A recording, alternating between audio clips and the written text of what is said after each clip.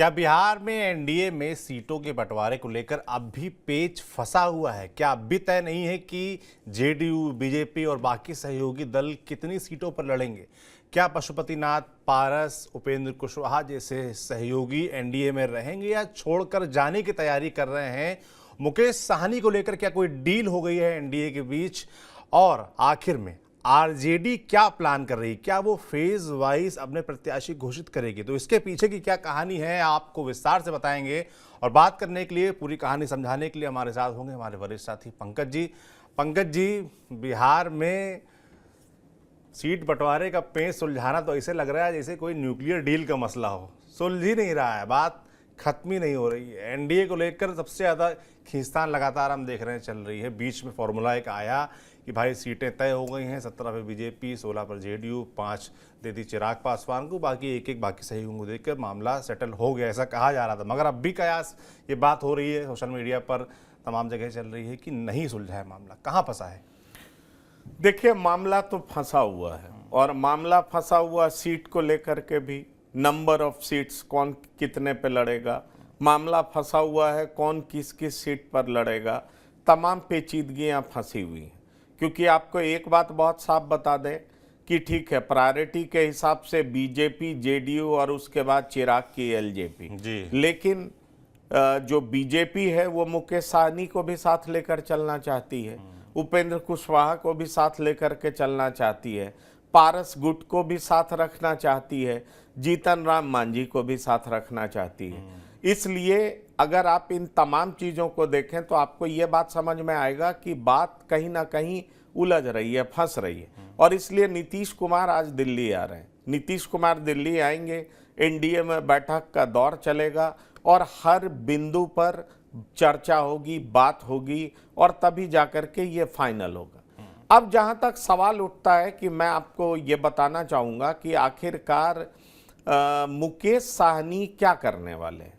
बड़ा सवाल ये है, क्योंकि मुकेश साहनी ने पब्लिकली ये कह रखा है कि जब तक आप निषाद के लिए आरक्षण एससी कैटेगरी में उनको लाने की बात नहीं करेंगे तब तक हम आपके साथ नहीं जाएंगे जी। आपको याद होगा ये साहनी ने एक यात्रा शुरू की थी, कई निषाद पुत्रों को, जो निषाद समाज के लोग हैं, उनके हाथ में गंगा जल दे करके ये कसम खिलवाया था कि आप लोग सब कसम खाइए कि हम लोग अपना हक ले करके रहेंगे। ऐसे में सवाल उठता है कि अगर मुकेश साहनी के साथ ये वादा एनडीए नहीं करती है तो क्या एनडीए के साथ मुकेश साहनी जाएंगे क्या? बीजेपी के साथ जाएंगे क्या? मेरे जो सूत्र बता रहे हैं वो ये बता रहे हैं कि बीजेपी सीट भले ही एक दे दे, वैसे आप वीआईपी के सूत्रों से पता करेंगे तो कहा जा रहा है कि 2 सीट पे बात बन गई है, लेकिन मुझे लगता है कि सीट एक दे दिया जाएगा और साथ ही साथ ये कह दिया जाएगा कि इनकी मांगों पर विचार किया जाएगा जी। आप समझिए इस बात को, ताकि बात भी रह जाए कि इनकी जो मांग है उस पर हम विचार करेंगे, सरकार बनेगी तो हम विचार करेंगे, निषाद को एससी कैटेगरी में लाना है कि नहीं लाना है उस पर विचार करेंगे, जिससे मुकेश साहनी के पास कहने के लिए कुछ होगा। वो अपने वोटर्स के पास जा पाएंगे कि हाँ, बीजेपी ने हमसे वादा किया है और इसीलिए हम जा रहे हैं। देखिए, मुकेश साहनी जाना क्यों चाहेंगे इधर, इसकी बड़ी वजह यह है कि निषाद समाज का इंक्लिनेशन रहता भी भाजपा के तरफ जी। आरजेडी बहुत ज्यादा इंटरेस्ट नहीं दिखा रही है। इसकी बड़ी वजह यह है कि जहां से इनके उम्मीदवार खड़े होते हैं वहां तो वोट निषाद समाज का मिल जाता है, लेकिन ट्रांसफर आरजेडी के अन्य उम्मीदवारों के तरफ नहीं हो पाता है। इसलिए पहला चॉइस एनडीए है।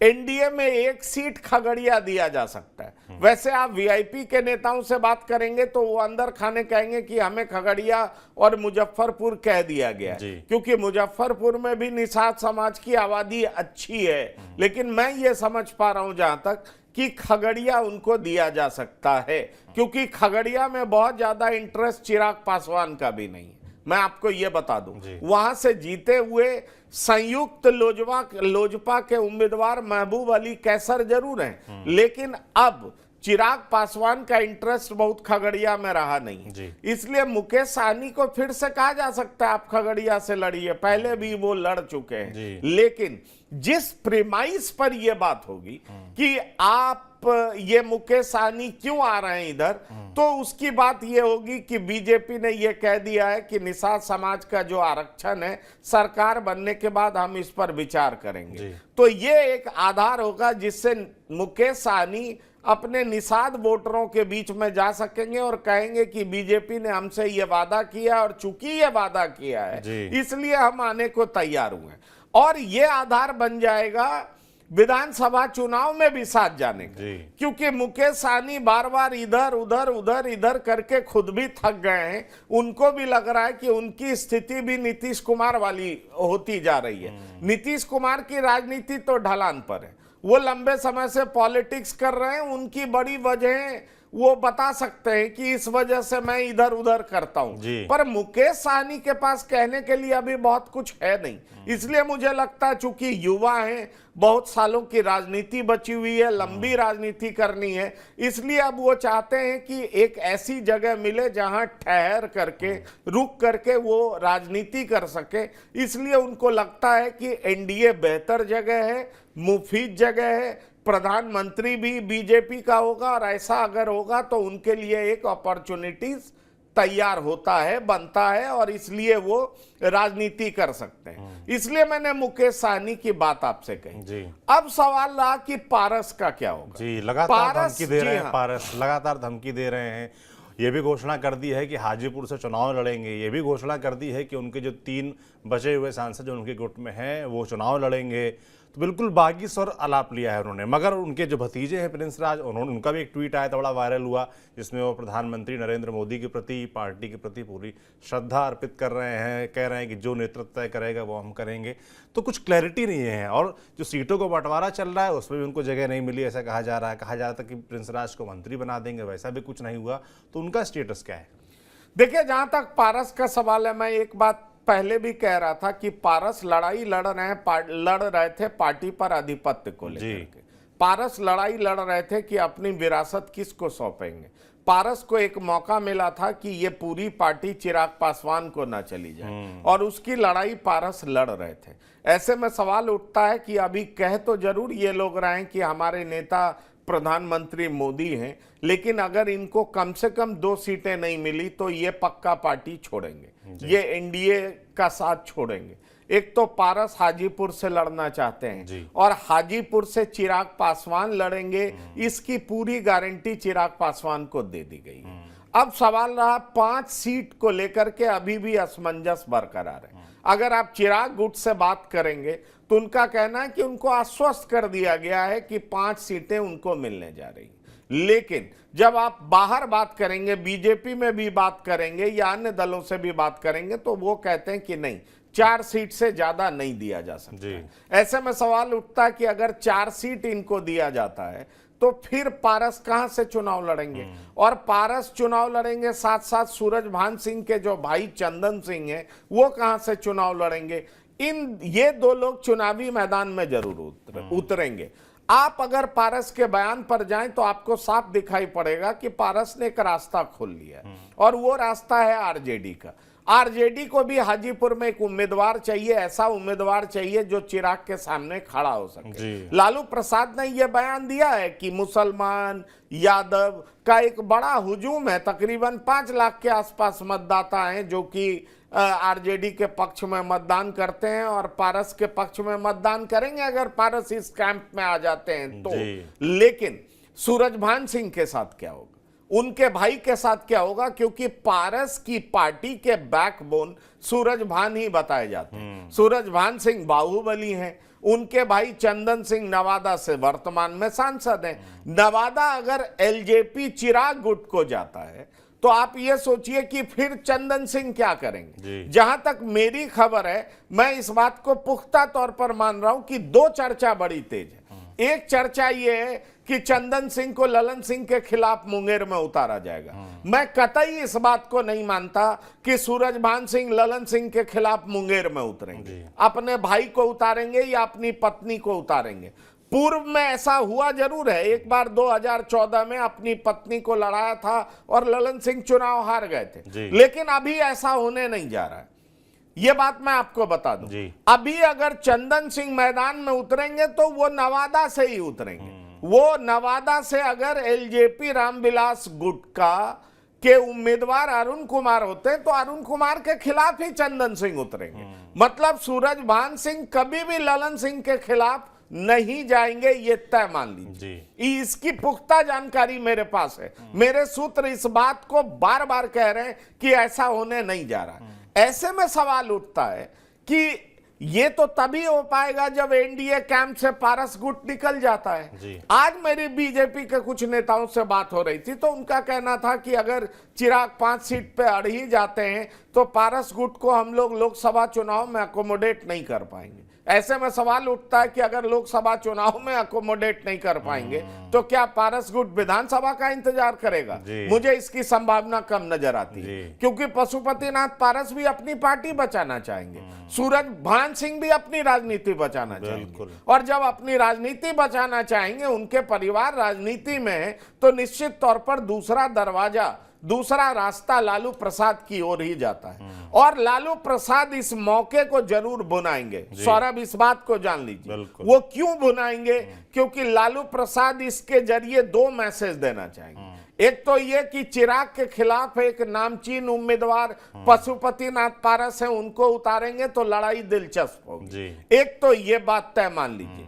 दूसरी बात यह कि इस बार का जो एनडीए का एक्सपेंशन हुआ है उसमें भूमिहारों को जगह नहीं मिली। अरुणा देवी का नाम था लेकिन ऐन वक्त पर काट दिया गया। ऐसे में कहा जा रहा है कि भूमिहारों में नाराजगी है, उस नाराजगी को आरजेडी टैप करना चाहती है। आरजेडी को लगता है कि अगर भूमिहारों को साधा जाए तो इसका फायदा उनको कई सीटों पर मिल सकता है, चाहे वो मुंगेर हो, चाहे वो बेगूसराय हो, चाहे नवादा हो, चाहे जहानाबाद हो, अन्य जगहों पर भी मिल सकता है। जब आरजेडी जेडीयू के साथ नहीं आई थी तो आपको याद होगा 6 विधान परिषद सीटें भूमिहारों को दी थी आरजेडी ने, और आरजेडी के जो नेता, युवा नेता तेजस्वी यादव, वो मोकामा और बाढ़ का लगातार दौरा करते थे और वो कोशिश कर रहे थे कि जो भूमिहार सालों से उनसे दूर है उसको कैसे अपने पास लाया जा सके, उनको कैसे जो है एडजस्ट किया जा सके, कैसे A to Z की पार्टी बनाई जा सके। अब ऐसे में सवाल उठता है कि एनडीए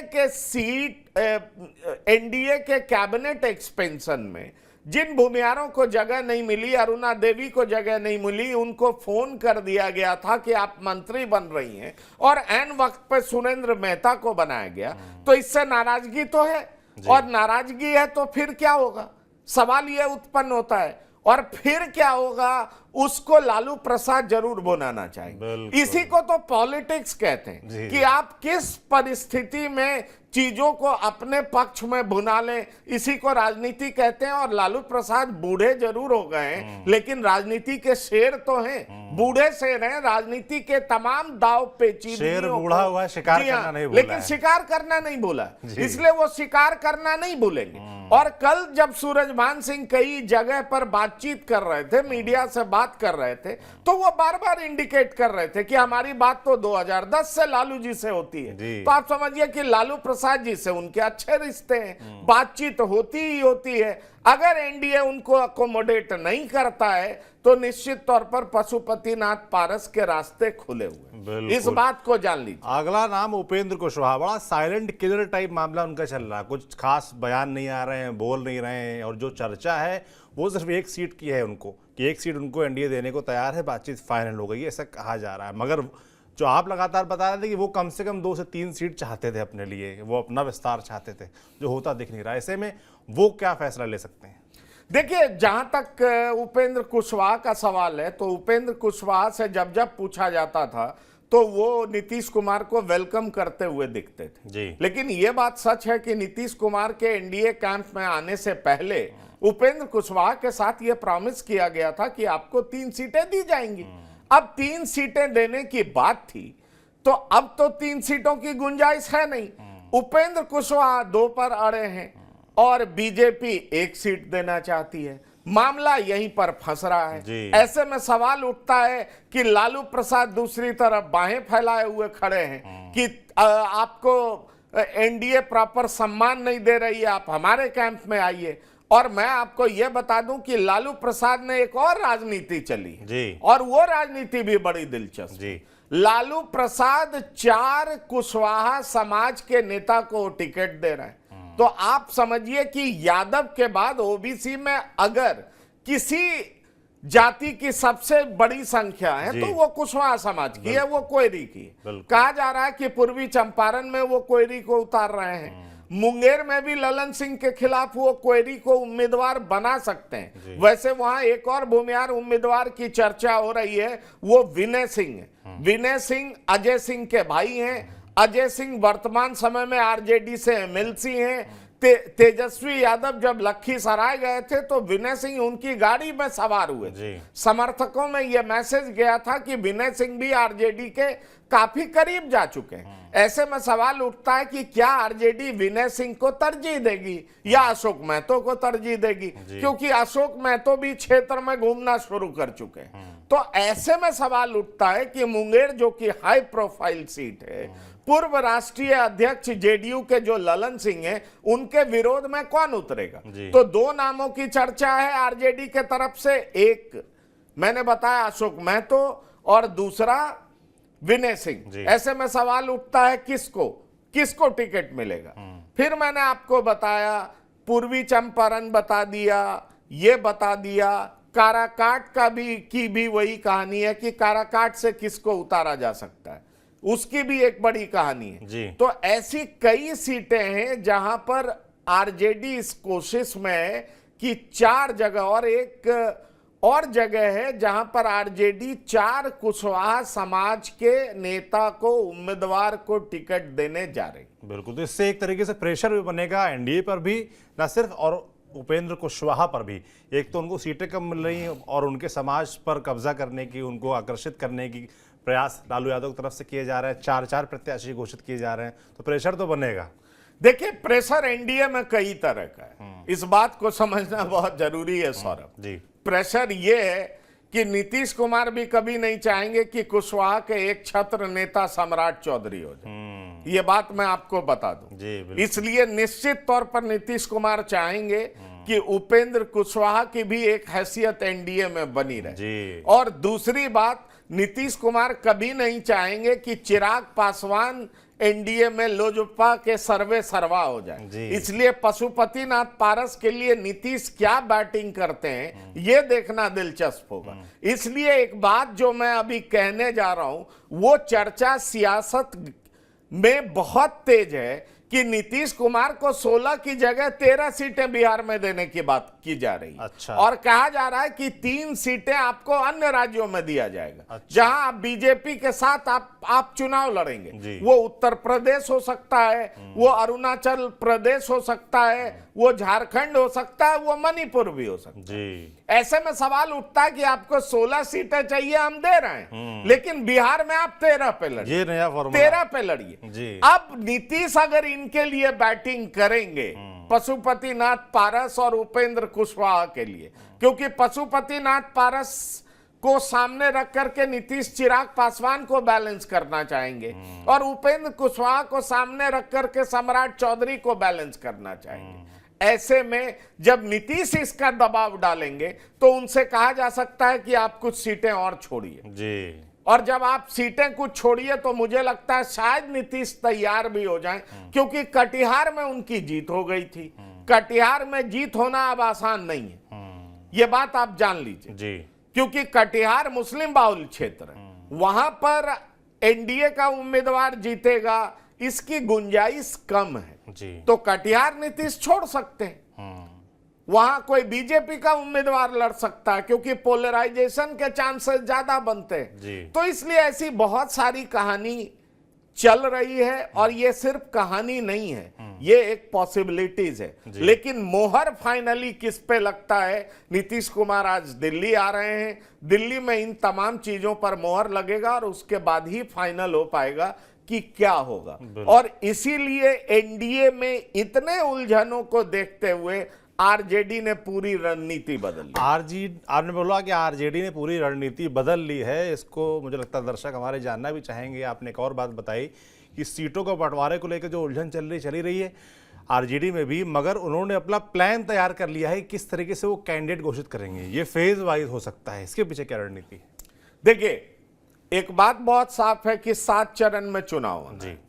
और जब 7 चरण में चुनाव होता है तो नामांकन की प्रक्रिया भी अलग अलग, उसकी अंतिम तिथि अलग अलग समय में होती है। अब मान लीजिए कि पहले चरण में जिन जगहों पे चुनाव होना है तो उसका नामांकन पहले होगा। तो आरजेडी ने फेज वाइज डिक्लेरेशन की सोची है कि फेज वाइज हम तय कर लें कि कौन कहां से लड़ेगा और जहां पे आरजेडी को कोई कंफ्यूजन नहीं है वहां पे आरजेडी पहले से डिक्लेयर कर दे। तो कुछ सीटों पर तो आरजेडी ने डिक्लेयर कर दिया है, जैसे जमुई है, जमुई में आरजेडी के उम्मीदवार डिक्लेयर्ड है। समस्तीपुर है, बीके रवि लड़ेंगे, ये डिक्लेयर्ड है, लगभग अंडरस्टूड है, कांग्रेस से लड़ेंगे बीके रवि। सारण से रोहिणी आचार्य लड़ेंगी, ये डिक्लेयर्ड है। तो इस तरीके से बहुत सारी, जमुई से कौन लड़ेगा ये डिक्लेयर्ड, एक महिला लड़ेंगी, रविदास समाज की हैं, ये लगभग डिक्लेयर्ड माना जा रहा। लेकिन वैसी कई सीटें जो कि अलग अलग फेज में है और वहां पेच फंस सकता है, वहां की सीटें आरजेडी अभी डिक्लेयर नहीं कर रही। जैसे शिवहर है, तो शिवहर की सीट आरजेडी अभी डिक्लेयर नहीं करेगी, पहले एनडीए का लिस्ट देख लेगी, उसके बाद डिक्लेयर करेगी, क्योंकि एनडीए के लिस्ट के बाद एनडीए में क्या असंतोष होता है, उस असंतोष पे आरजेडी खेलने की कोशिश करेगी। जैसे शिवहर से सिटिंग सांसद रमा देवी हैं, उनको टिकट नहीं मिलता है तो आरजेडी रमा देवी को पकड़ेगी कि आप आइए, आप चुनाव लड़िए। काराकाट उपेंद्र कुशवाहा को जाता है तो महाबली सिंह पे डोरा डालने की कोशिश आरजेडी करेगी कि महाबली सिंह आप मेरे तरफ आइए। इस तरीके से आरजेडी ने एक फैसला किया है कि फेज वाइज हम नामों की घोषणा करें और उसका सिर्फ और सिर्फ पर्पस ये है कि चूंकि एनडीए में कई दल हैं और कई दल हैं तो उनमें आपसी समन्वय कायम करना आसान नहीं, असंतोष होगा ही होगा और उसी असंतोष पे हमें राजनीति करनी। और इसलिए आरजेडी ने एक सोची समझी रणनीति बनाई है कि कुछ सीटें जहां पर कोई दिक्कत नहीं है, जैसे उजियारपुर से आलोक मेहता लड़ेंगे जो कि महागठबंधन सरकार में मंत्री थे, बड़ी साफ सुथरी छवि है उनकी, कुशवाहा समाज से ही आते हैं, मैंने आपको बताया, जो 4 उम्मीदवार के नाम की बात कर रहा था। अब सोचिए आलोक मेहता किनके खिलाफ होंगे, तो गृह राज्य मंत्री जो हैं नित्यानंद राय, उनके खिलाफ होंगे। अब नित्यानंद राय भी युवा नेता हैं, तेज तर्रार नेता हैं, संघ का पृष्ठभूमि है, एबीवीपी का पृष्ठभूमि है, वो विधायक रह चुके हैं। कहा जाता है कि लालू प्रसाद जब पीक पे थे तो उनके रथ को उन्होंने रोक लिया था, लाल कृष्ण आडवाणी की सभा करा दी थी और लाल कृष्ण आडवाणी के रथ को रोकने के लिए पूरा प्रशासन लगा हुआ था, वो प्रशासन से भिड़ गए थे। तरह तरह की कहानी उनके बारे में कही जाती है। फाइटर हैं, चुनाव लड़ना जानते हैं, लगातार जीते हैं, पूर्व प्रदेश अध्यक्ष रहे हैं, पर उनके खिलाफ आरजेडी किसको उतार रही है, तो आलोक मेहता को उतार रही है।